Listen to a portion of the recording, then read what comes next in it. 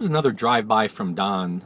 One of the conversations I have a lot, whether it's with a owner or a leadership team, is regarding trying to accomplish something. And a lot of times, trying to accomplish something new has a lot of fear to it.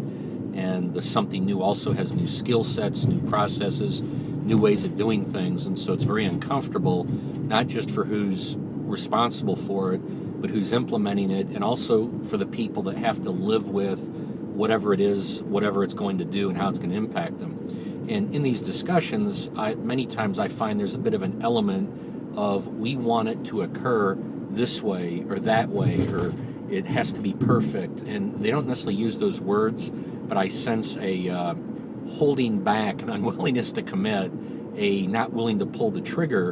And the fact is, everything that we do in life has a tremendous amount of uncertainty. And so most of what we can do is if we can get about 80% of what we're going to do thought through, figured out, not just in terms of how we're going to do it, but also in terms of getting buy-in and getting it implemented and having a process to monitor, not just to make sure it stays on track, but it continues to get better and better. That's the best we can hope for. So at some point, you've got to pull the trigger and go do something.